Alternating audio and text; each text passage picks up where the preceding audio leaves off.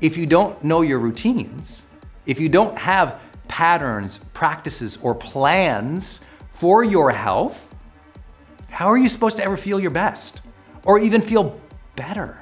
Growth requires deliberate habits, not automated habits that just happen. They're so easy and all that. No, deliberate habits. Okay, I'm going to do this today. I'm going to implement this thing. I'm going to choose to do that as a routine, as a practice, as a deliberate habit that I have to conscientiously decide to go do even if it's hard. Today, I get to share some ideas with you on health that I've learned in my own personal journey, but also as a high performance coach for 16 years. You know, one of the fundamental, most important things that we all want in our life is a sense of vitality. And that vitality is we want to feel, mentally engaged, alert, focused, enthusiastic. We want to feel energetically, physically energized, right? Physically, we want to feel a sense of that health.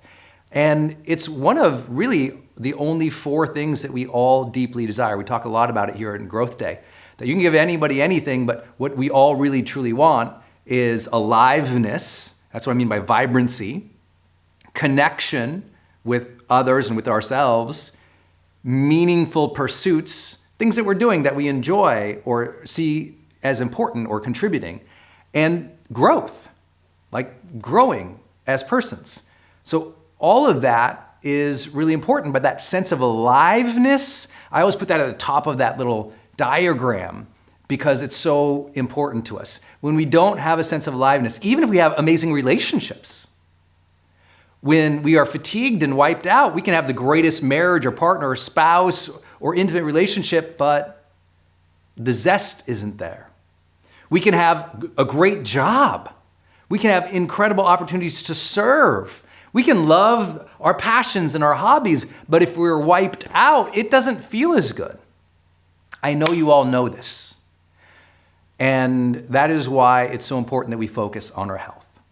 Now, I want to do full disclaimers with you. I am not a doctor. I'm not a psychiatrist. I'm not a neuroscientist. I am not a health advisor, coach, or medical professional in any capacity. I'm a high performance coach. This means I work with people primarily on their mindset and their habits and their relationships. And today, what I'd like to share is a couple ideas. And I'll remind you, as a high performance coach, one of my fundamental jobs is to challenge my clients to a higher level.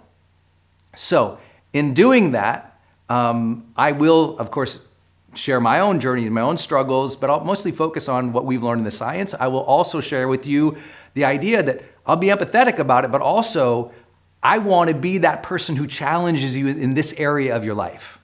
For 15 years, every audience I have stood in front of in my life, I have said, if this has not been the year that you have made the decision as an adult to get in the best health of your life ever, make that this year. I've said this for 16 years in front of every audience I can get in front of. Because I believe most of us, we look back, I was healthier when I was a kid, or maybe I was healthier when I was in my 20s or whatever, and we just don't say, you know what? This is gonna be that year. But I know some of you have. You said, maybe this is the year I'm gonna eat healthier. I'm gonna sleep better. I'm gonna work out more. I'm gonna pay attention to, my nutrition or my supplementation. I'm gonna run a marathon. What you all do as strivers and achievers always blows my mind, and it raises my aspiration. But I wanna do the same thing for you today. I want you to raise your aspiration and your vision in your health. Even if you're struggling right now, which you can hear we all do. Even if it's been a challenge in the past, okay. But at some point, we have to take dramatic personal responsibility for our health if it's true that we all want a sense of aliveness, mental energy, physical vitality, that pop and zest in our lives. And if that's true, then accept the challenge today, and please be aware, I'm offering this today in that context, knowing as we can have the empathetic conversation, but we also must have the personal accountability and personal vision conversation in personal growth. And that's my job for you today. My job is to raise that level up. That's what I do as a high performance coach. Those are my disclaimers for you today. Because as I jump into my points, some of them will feel like I'm pushing. And I know sometimes people say, you know what? He doesn't understand, or he thinks everybody. I'm like, no, I understand, but it's still my job. It's my job as a high performance coach to lift that higher level, to be that kind but demanding force in our lives, in my life, in your lives. If I didn't demand more from myself than how I naturally felt all the time, trust me, there would be no growth day. There would be no 500 million views of my videos or 100 million downloads of my podcasts. There would be no impact. We would have never met. Because it's very easy for me not to do my daily job or my health routines, just like you. It's an easy choice not to do the things we know that are good for us. How do we get us there? We've got to set a higher standard. We've got to demand it of ourselves. So forgive me, that will be my framing today. It's not always popular, especially in the health category, to say these things, especially in the mental health category to say these things. So please understand my framing. Not a doctor, high performance coach, gonna challenge you. And you'll know that with this very first point. So here we go. My first point today is health is luck, ... and self-respect. Woo! The first time I ever said that, it was by accident on stage, and I heard myself, I was like, ooh! And the audience kind of hushed out a little bit. I thought, uh-oh, I'm in trouble. But here's what I mean by that.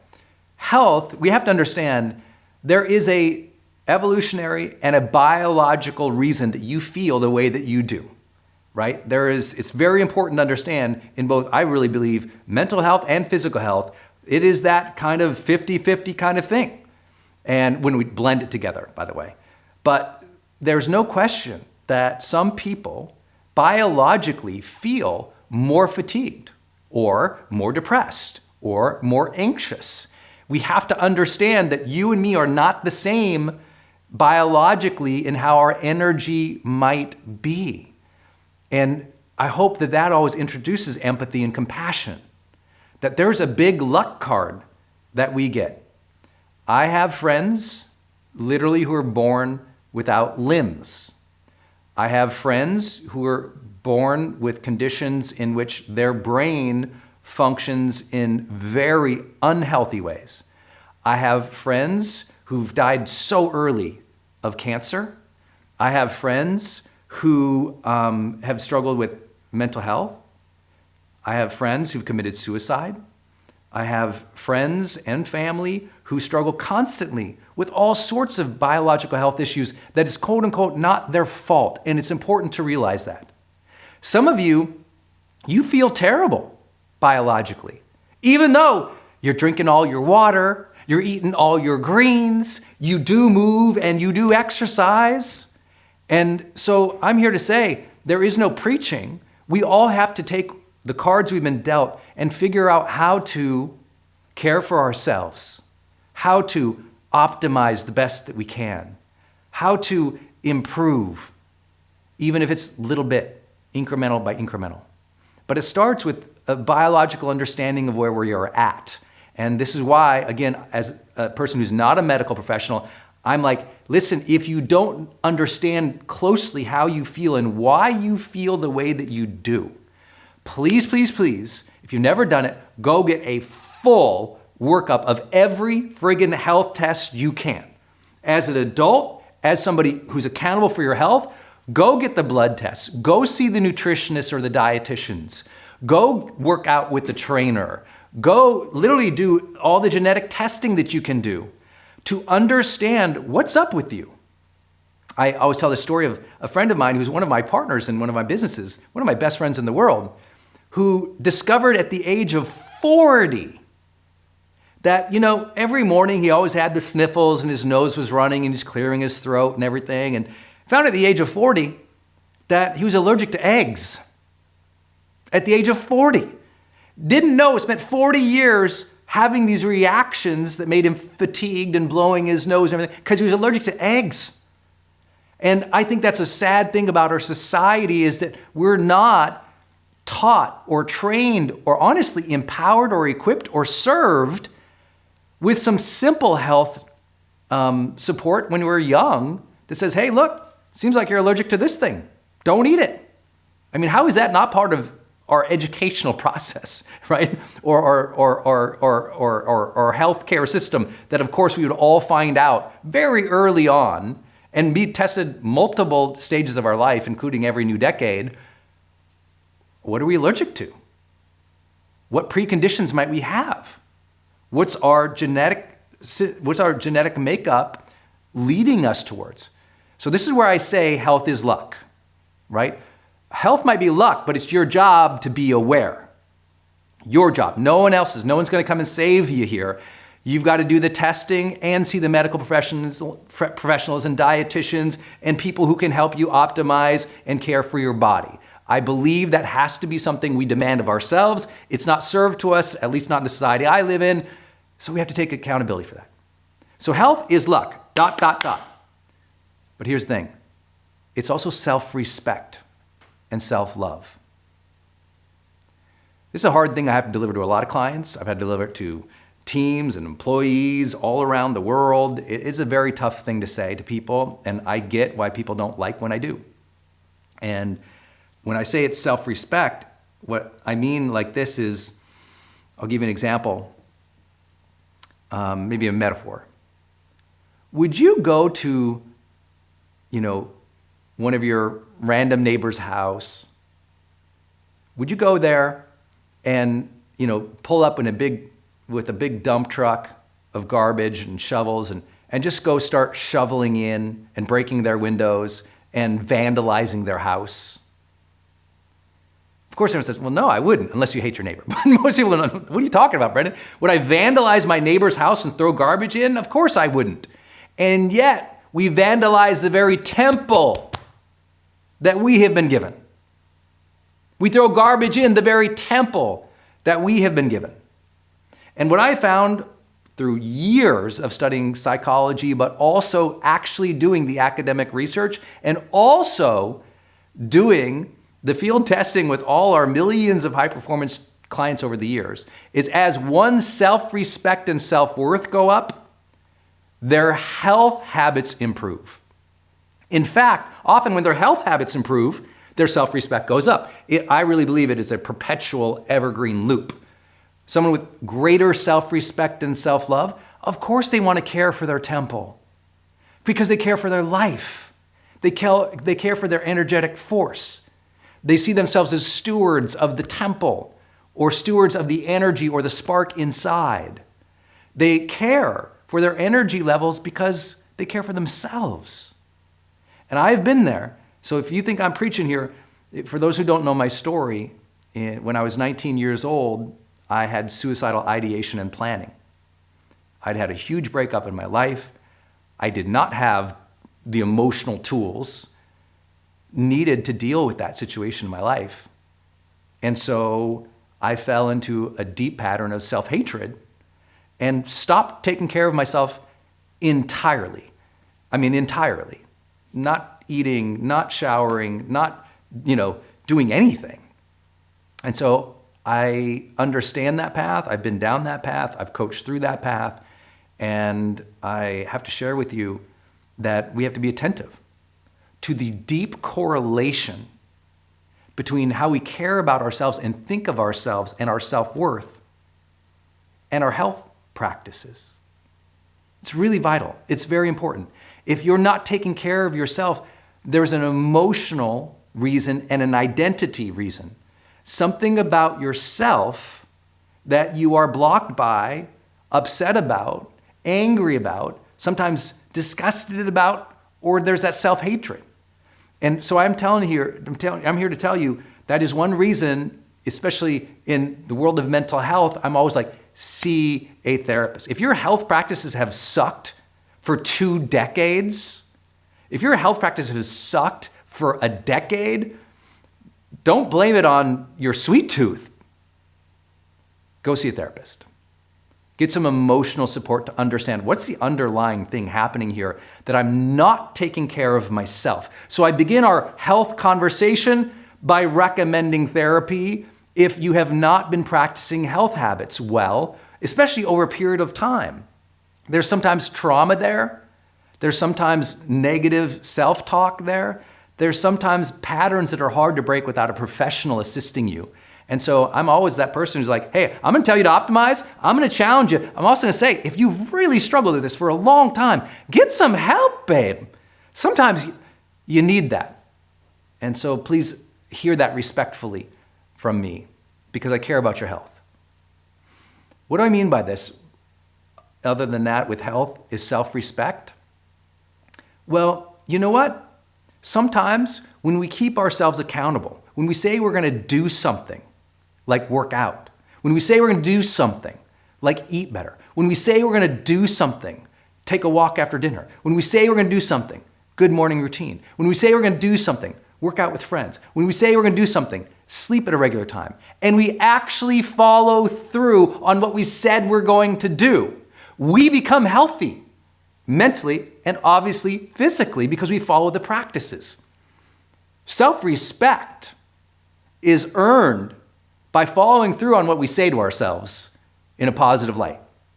If we say, I'm gonna practice this positive thing, and we do it, even if it's just get up, put the shoes on, go for the walk, you said you're gonna do it and you did it, your brain, bing, hits with dopamine of self-respect that says, good job, I followed through. Follow through is self-respect. If we want more health, we need more esteem, self-esteem, the respect of oneself, the belief in oneself, because we have a track record. We say, I am a person who follows through. Maybe I haven't done it before, but I'm a person from this day forward, there's a demarcation line. There was the old me who made a commitment, who didn't follow through. There's the new me who's gonna get help, support, plans of action, routines in place, recalibration so I can reset, and I'm gonna go. There's the new me that progresses because I said I was gonna do it. I'm gonna do it, babe. Self-respect. Our health is a reflection of self-respect. Respect of the temple, respect of the spark inside, respect of our values and our dreams, to have a sense of aliveness and energy and mental stamina in our life. I've never met someone who said, I just want to be tired all the time. We know we have the biological impulse to want to feel good and have energy and to live life. It's upon ourselves to respect that impulse, to show up for that impulse, to work for that impulse, to respect ourselves by following through. I know you already know that, but the day you commit to that understanding of following through on what you said you're gonna do, I'm telling you what, as your esteem goes up, of course you'll take care of yourself better. Second big idea, I told you, I'd go at you today. I told you there'd be some challenge here. Second simple idea, this will be the most simplistic thing I share today. Health requires two things, okay? Health requires two things. Number one, routines. And number two, recalibrations. Okay, let's talk about that. Health requires two things, routines and recalibrations. So routine, or we could call it a habit, or what I like to call in our high performance research, we talk about the phrase of a deliberate practice or a deliberate habit. I personally deeply believe that people who want to be healthy, who think their habits are going to carry them over the line, don't know how life actually works, right? We've all fallen in love with these simple gimmicky habits that we're supposed to do, and the way of thinking about habits. That's not how it works when you grow. Growth requires deliberate habits, not automated habits that just happen, they're so easy and all that. No, deliberate habits. Okay, I'm going to do this today. I'm going to implement this thing. I'm going to choose to do that as a routine, as a practice, as a deliberate habit that I have to conscientiously decide to go do even if it's hard. Routines, those might be eating well, working out well, sleeping well, finding out what works for you, which we'll talk about in a moment. But here's the deal. If you don't know your routines, if you don't have patterns, practices, or plans for your health, how are you supposed to ever feel your best or even feel better? You gotta have a plan in place. One of my favorite things to do is when I work with a client, and some of you know when I work with like one-on-one with a client, it's a big deal. I rarely do that anymore. You're talking about like 7-figure levels of work. Very rare that I'll do that with. But one of my favorite things to do with an actual paying client is ask them to take a picture for me of their list of health habits. And you know what they usually say? Oh gosh, Brendon, I don't have one. I go, nowhere written down in your house is a list of your health habits or your health goals? It's not written down? Well, no. Did you ever journal about it? Well, yeah, I guess one time, on New Year's 4 years ago. It's not even written down. There's no plan. They'll tell you, I'll ask what your health, well, I like this routine, or, I like kale. They'll tell you something. I had to drop a kale joke up in here. They'll be like, they'll have an idea. They'll have a list of things that they'll pontificate on that works for them once in a while. It's nowhere written down. I love my friends when, for the first time, they go to run a marathon. And often they'll get a coach, or they'll start reading books on it, or they'll look something up on the internet and realize, to run a marathon, there's a plan. And listen, if you just go in and try to run a marathon yourself, I guess a small percentage of the planet could figure it out and actually pull it off. The rest of us humans, we follow a plan. That plan is starting small, getting a little bit better, focusing on these things, running a little bit longer and a little bit longer and a little bit better, and all of a sudden you ran a marathon. It's an incremental approach, but guess what? There's a plan. No plan, no gains. No plan, no change. No goals, no growth. And so if you want health to be something important in your life, where's the list? Where's the plan? Even it's simple. We need the routine, we need the plan, we need the goals. Write it down, do it today, put it in your journal in growth day. Go make a plan in growth day. I'm gonna start doing these things, put it in there. Set reminders in growth day. Literally, you can write reminders in growth day.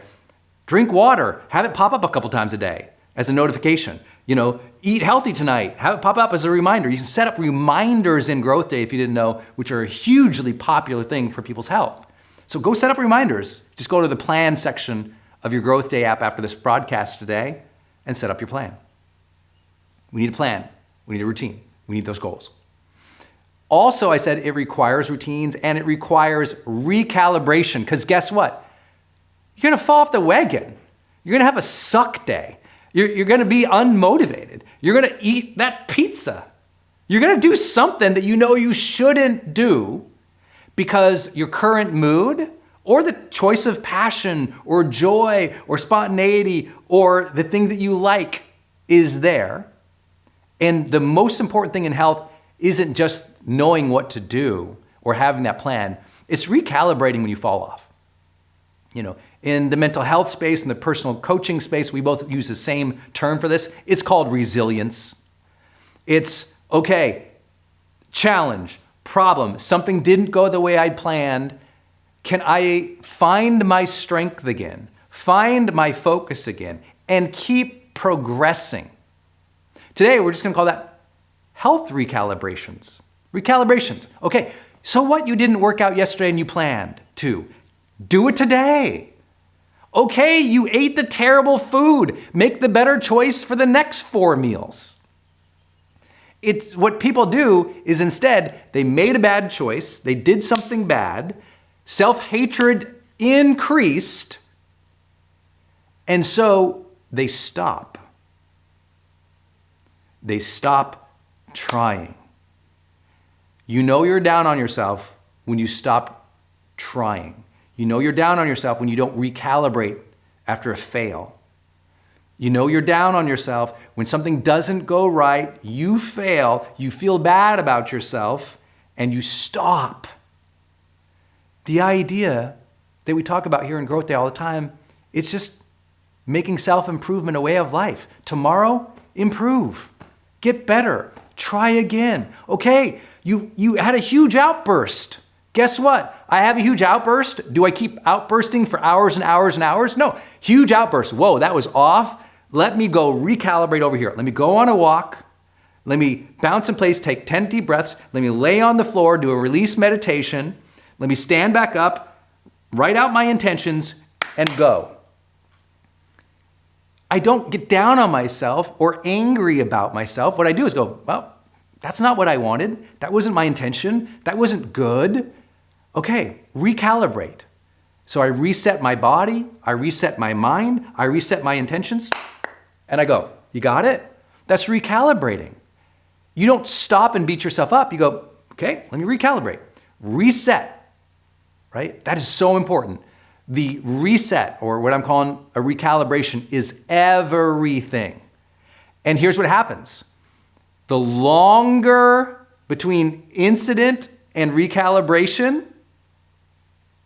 the worse your health, right? People say, well, I missed 3 weeks of working out. Screw it.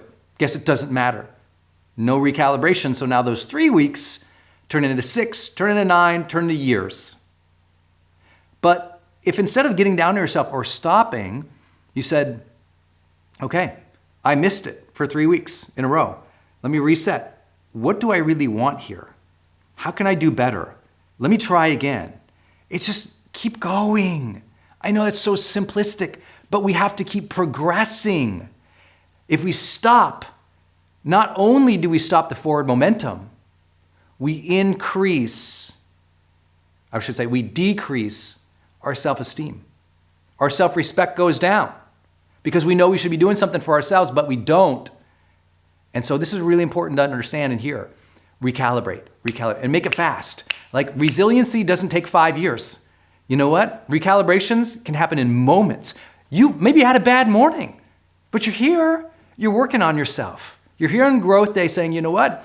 Sometimes the instruction, the positivity, the perspective even, or just the reminders, it's helpful. Every time I listen to a growth day teacher, I feel better. Not because everything changed in an instant, because it resets me to right. Okay, good mindset, good habits. I can do that. Here I go. So it's just a recalibration. It's a recalibration. I can't tell you how many bad days I have, or bad hours, I should say, emotionally that I have, that I choose by the end of the day to recalibrate. Okay, I had a terrible morning. Whew, let me go for a walk. Let me get a bunch of water. Let me get some food in my stomach so I'm not hangry. Then I come back, do a 10-minute release meditation, some 7 or 8 vinyasa flows on the floor, get back up, look at my goals on the wall, write out my intentions, make my action plan, and get 2 things done. End of day, I feel better. You follow? I'm not perfect, and neither are you. But we are perfecting ourselves. We are in motion of progress when we recalibrate more quickly. So have it in mind. Okay, bad morning, recalibrate. Bad hour, recalibrate. Bad conflict, recalibrate. Missed the workout, recalibrate. Ate the bad thing, recalibrate. I hope that serves you. Okay, I can't believe I'm only like 2 points into this whole presentation here, but I'm worked up today. Okay, number 1, health is luck, ... and self-respect. Number 2, health requires 2 things, routines and recalibrations. Third big idea to you today is our actual practices and how we feel about ourselves are today, outside of luck or poor luck, in alignment to the energy vision we have for ourselves. Could you write this down or type it down or capture it in your Growth Day app notes right here? Just type in capital letters or write capital letters if you're writing down. Energy vision. Energy vision. People always ask like, Brendon, I have seen you show up for 20 years.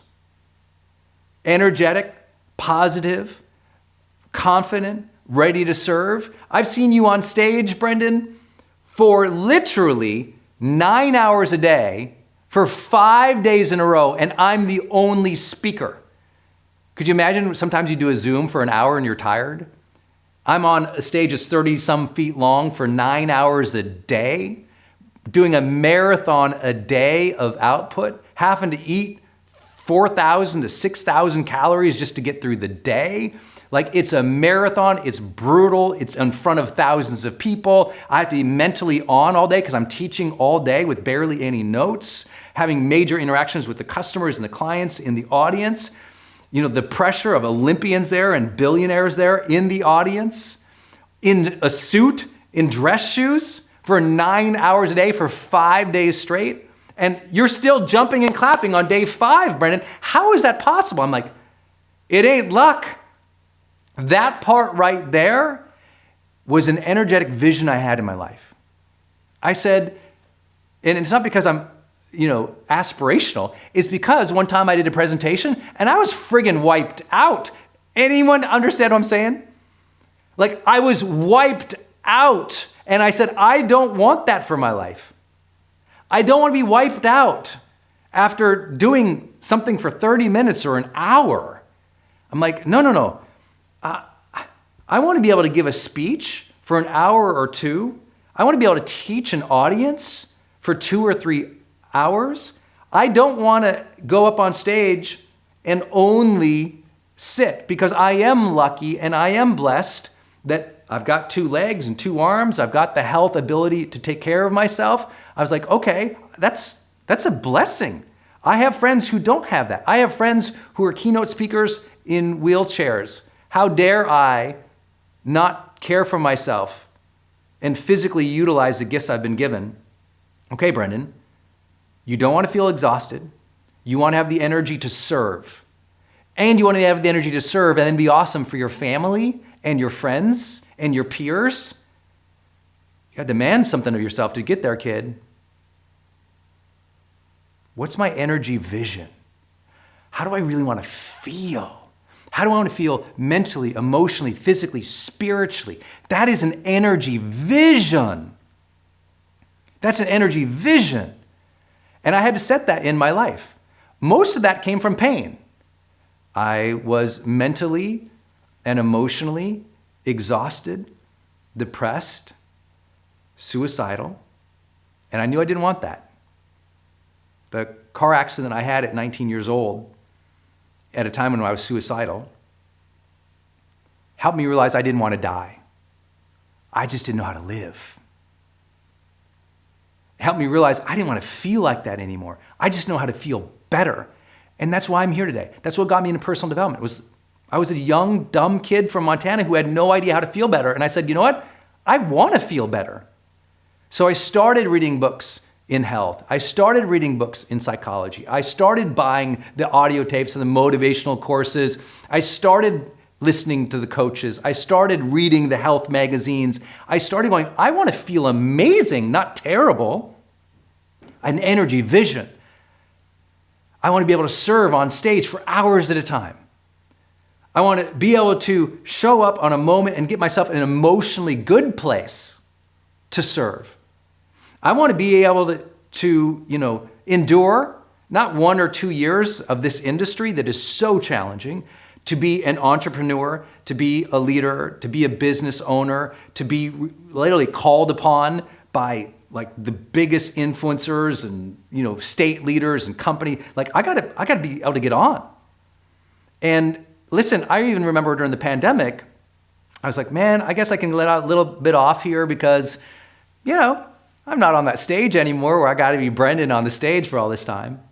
And then I had a call with the CEO who was paying an extraordinary sum to work one-on-one. I was really tired going into the call, really tired. And I could tell I wasn't as mentally sharp as I needed to be for that person. And right after the call, I was like, that is not the vision for the energy I want to serve my clients with. Brendon, get back on your health routine. Recalibrate, kid.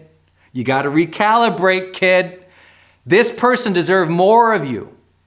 And I know that sounds so hard to say, but I've had to say it to clients who were parents. I said, kids deserve more energy from you. And that was me reflecting their values, not something I'm judging them for.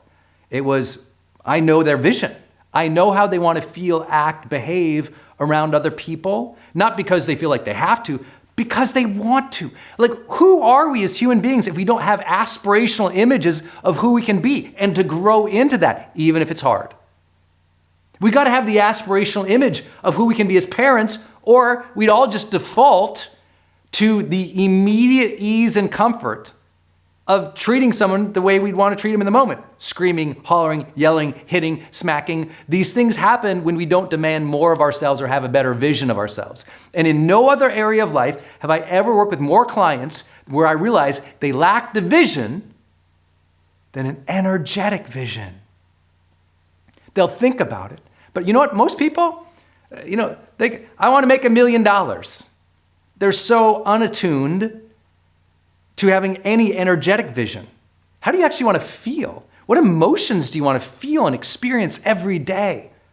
How do you want your body to feel and move through space? What kind of stamina do you want to have mentally and physically? What kind of endurance do you want in your soul, in your spirit, to be able to show up day after day, even when it's hard and difficult and awful, even when they betrayed you, stole from you, hurt you, so you can still show up and give the energy of love? How is that for an energetic vision? Where is love in your vision? Where is the vibrancy behind that love? Where is the ability to project, demonstrate, or envelop others in a spiritual kindness, compassion, love, empathy? This is part of your energetic vision, isn't it? Energy, mentally, emotionally, physically, spiritually. And if you have no vision for that, you'll just show up. That's it. You'll just show up. And if you just show up by default in this world today, what that means is you'll be surrounded by 50 bags of potato chips and all the comforts and ease that the world affords us, and your health will go to hell. And I really, truly believe it is by having an energetic vision and then living in alignment to that, demanding of ourselves to live in alignment to that. I'll give you an example. I'm somebody who, obviously my energy is really important to me, and it's super hard. There's days and stresses and difficulties that it's so hard to, quote unquote, be me, right? With the expectations the world has, it's just like intense. And some days I deal with it well, some days I don't.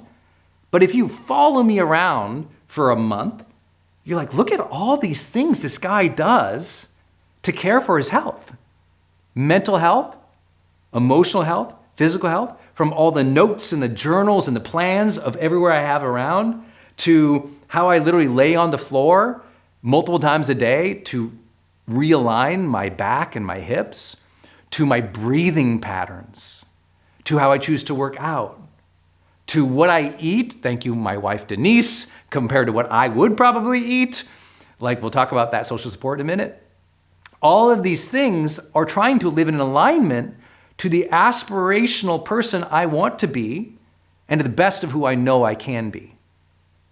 I know this is a different way of thinking of health, but I always say, isn't it stunning how many people want health and have no vision for the energy they want to experience mentally, emotionally, physically, spiritually? This is why journaling and planning in Growth Day is so key. Self-awareness happens through the act of creation of our own intentions and goals. Like, we got to write it down. We got to think it through. No one just wakes up at, 15 years old and goes, I have a vision for my energy. It's like, no, you got to recalibrate that vision for your energy at different times of life. I've also, as many of you know, had tremendous times of my life where I was in very poor health.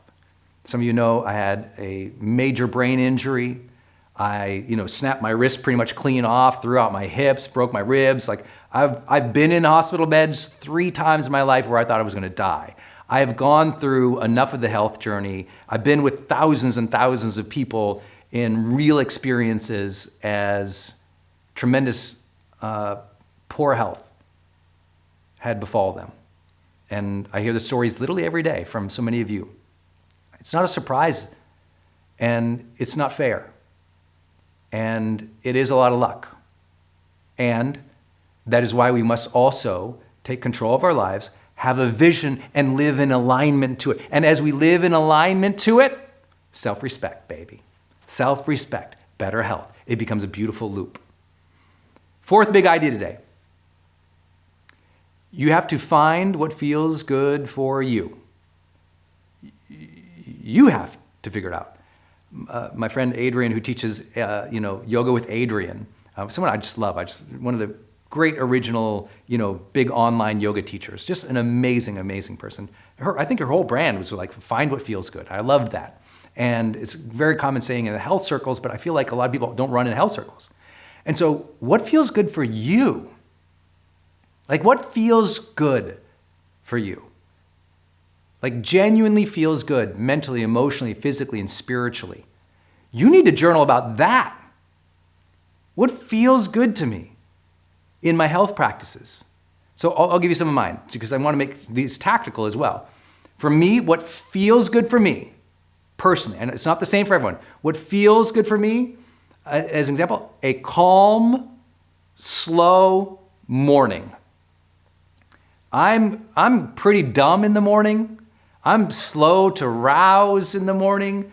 I like to, kind of shuffle around the house, get a tea or a coffee. Yeah, I know you're like, you drink coffee now? I'm like, I do. Usually half calf, maybe, mostly decaf, but once in a while, I went on a trip to France and they had that espresso and oh my gosh, it ruined me. I think I went 36, 37 years of my life without any coffee. Anyway, now it's the flavor. And it'll sit down with my book, a little piece of paper or my journal, and I like a slow morning. A slow morning is great for my mental health. That's for me, right? My wife is the opposite. She's incredible. By like 10 a.m., she has done more than most humans in a decade. I don't know how she does it. Shout out to Denise. Like one of the most amazing, she wakes up and a list of things download into her brain. And she just starts going at them. It's unbelievable. Talk about a morning person. Me, my mom, the opposite. My dad, he was ready to get up and go to work because he was in the military all his life. Biologically, we all have different rhythms, don't we? Right? Some of those are conditioned and we create. Some of that's how we are. I think I conditioned my slow morning because I like it. What feels good to me is a slow morning. How simple is that? How controllable is that? Even if there's chaos and there's a lot going on, I can find my moments, which we'll talk about. I can find my moments to recalibrate and reset, even if it's hectic and crazy because there's people around the house or something's going on. Still, I got to make sure that morning finds those moments of calm and peace and intention for myself. Otherwise, it can really frazzle out a lot of the day. So that feels good to me. Also, what feels good for me is sleep. We can't have a conversation without this. If you have never done hard work to figure out exactly how you can have your best night of sleep on a recurring basis, there's almost nothing more we would need to talk about than you doing that alone. Sleeping 7 to 8 hours a night for all humans all around the world is vital. People always say, no, Brendon, you don't understand. I can do 6 hours a night. I'm like, yes, you can. And you have no idea how much more effective and happy you would be with more. But I can get away with this, or you don't understand this, or this thing's going on, or I just had the kids. I'm like, no, trust me, I understand. I've been doing this and teaching this for 20 years. I've had all the conversations. There's no surprise you're going to throw at me about sleep. What happens, though, is people use the excuses versus make the plans. I need you to make the plans. I need you to make the plans. Very key. I need you to make the plans. So what is your plan for having great sleep? And sometimes it sucks. I get it. It's like you feel like you just can't even get a break. There's life, there's intensity, there's things, there's people, there's family, there's all that. I get it. And you got to figure that piece out for you. I love sleep. It feels good to me, so I try to protect it. What else? Find what feels good. You know what feels good for me? Planning. If you looked at my growth day, my plan, it's full. It's filled out with plans and deadlines and reminders. If you look at next to my computer, There's all these checklists written down. And by the way, I don't naturally do that. I actually don't like planning. I love the mental and emotional effect of planning. Anyone follow that one?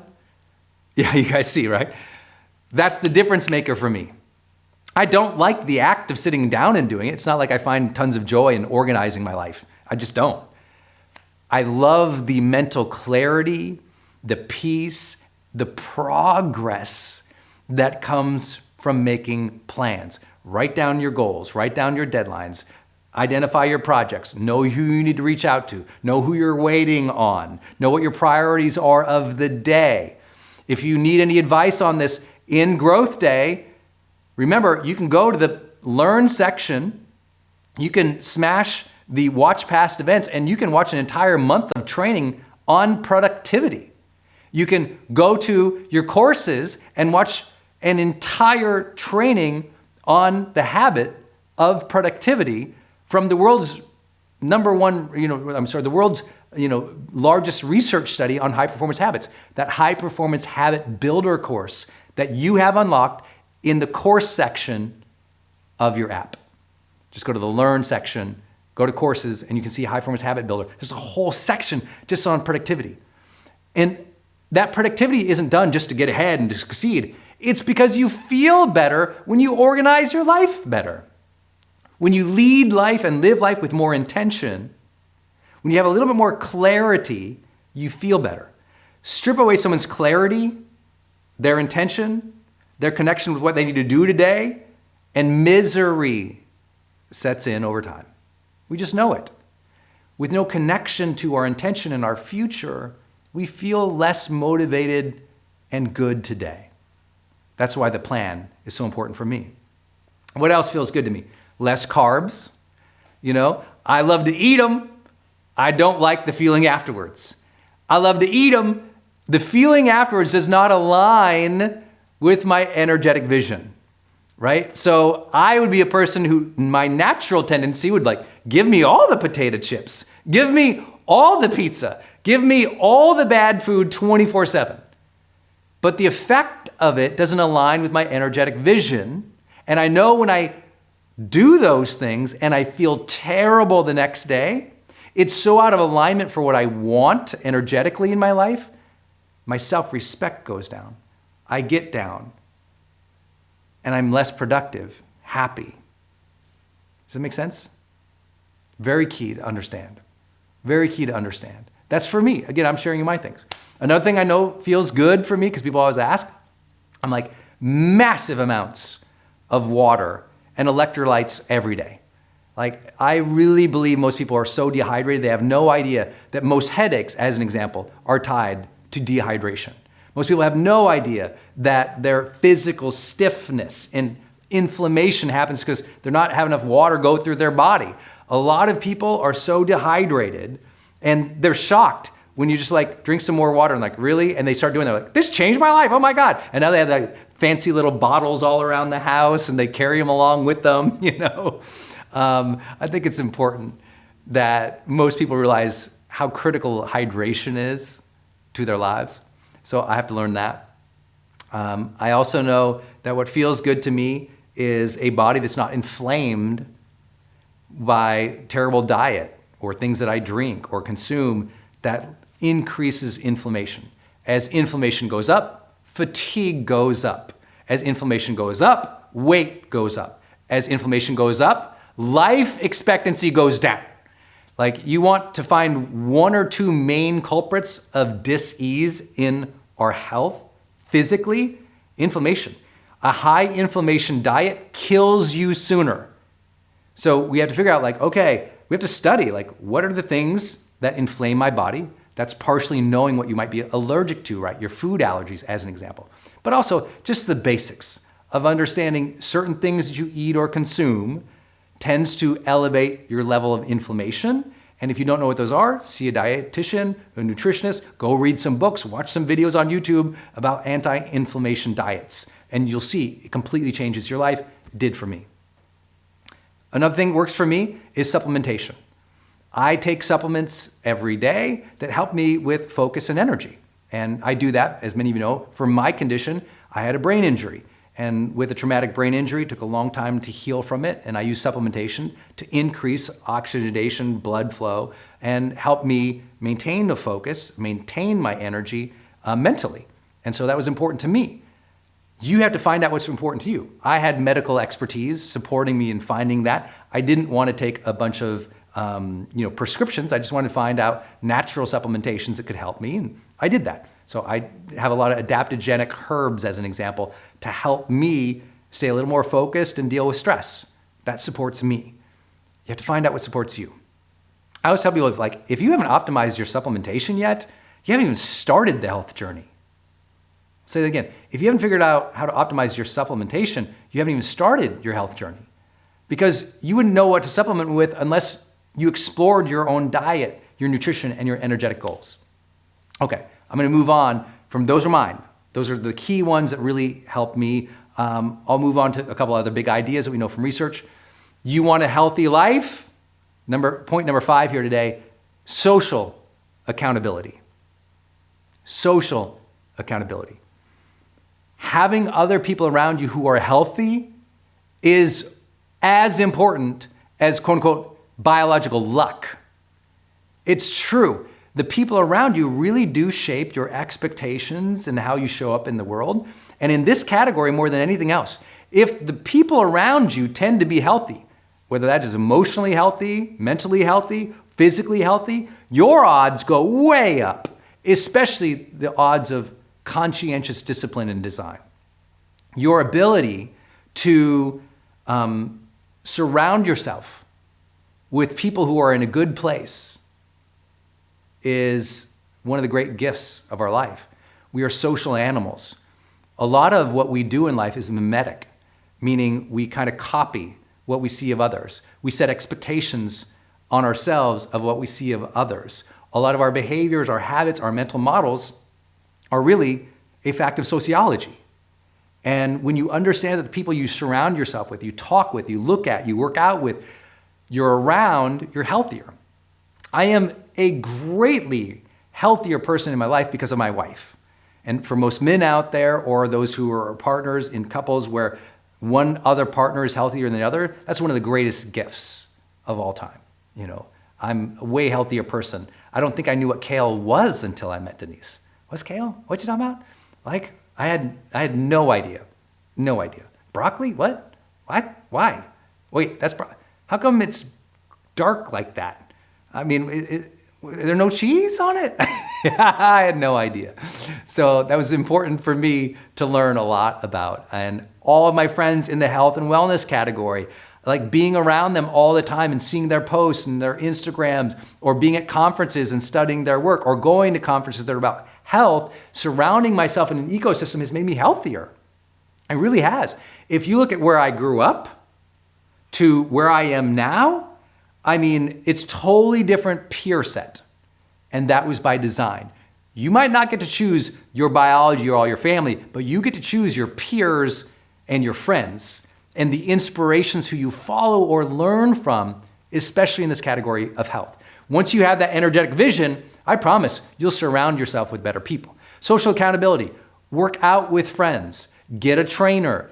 They expect you to show up, so you show up. Social accountability, surround yourself with people who expect you to do well, who expect you to take care of yourself, who are empathetic when you're struggling because they themselves are empathetic people who struggle too, right? Having vulnerable, honest, open, truthful, transparent humans around us who enable us and allow us to be vulnerable, to share our hurts, our pains, our shames, our sadness, increases our mental health. When you're around people who push down emotion, who push down thinking, who push down your ability to be vulnerable, we tend to be in less health. Mentally, emotionally, spiritually, all of it. When you are pushed down all the time, don't talk about that. Ooh, don't admit that. Oh, don't let anyone know that. When you're around that, that is poisonous to your health. And we as a society still do it. It's tragic how often we try to silence people who are struggling, and how often we silence ourselves when we're struggling. when the very healing was gifted to us by sociology, by other people. Just like you heard earlier in a conversation of Mel Robbins reaching out to talk to her mom or to a therapist or to peer group when she's struggling, that impulse to reach out and talk to somebody needs to be honored, and it is really often the jet fuel of personal development, right? We can do so much personal development, but I always say self-development is often social development. As we develop ourselves, we're better to others. As we work with others, we become better ourselves. So that social accountability in our health is important. Another big idea, and I'll end with this one today. And I talked about it at the very top, but I hope it's honoring and I hope it's straightforward to you. Just challenge yourself. Just challenge yourself. Challenge yourself at the gym next time. Challenge yourself when you're on the road next time to go a little bit further. Challenge yourself to get a little faster. Challenge yourself to be a little more mobile or flexible. Challenge yourself to stay a little longer in that yoga pose. Challenge yourself to reset your mindset after you get angry or hurt or down. If you're not challenging yourself, who is? I know people say, but Brendon, isn't perfectionism such a problematic thing in mental health? I'm like, totally. That is the super thin slice. The reality is, perfectionism isn't the problem. The problem is people think they should be perfect. But perfecting ourselves, growing into our full potential, expecting a lot of ourselves, that can be done in healthy ways, especially when you consider all the things we've talked about today. It's okay to challenge yourself again. Last time you might have challenged yourself, maybe you got down on yourself. This time, as you challenge yourself, allow the grace. Do it with social accountability. Have an energetic vision. Recalibrate. Find what feels good for you and stick to that. You can figure out a way to feel better. You can figure out a way to get healthier. It's going to be on your own path, in your own way. No one can tell you all the right ways to do that. You'll probably need support. You'll probably take months and months and months and years to figure it out. And often you'll fall off the wagon. You'll do a terrible thing. You'll make a bad choice, but you'll recalibrate and you'll keep getting better because you and I both know that every day is a great day to grow. I want to thank you all for this incredible session today on health. I hope you enjoyed it. I hope you'll share it with family and friends if it supported you. Just go tell people what we're doing here at Growth Day. Like, holy, they're having an entire month of conversations about health, about mental health, emotional health, physical health. Right here in Growth Day, we'll be live every single week with you guys, as always, on our Wednesday Wisdoms. So tune back in. Watch the replays. Make a commitment. Journal today about your energy vision. Please do that.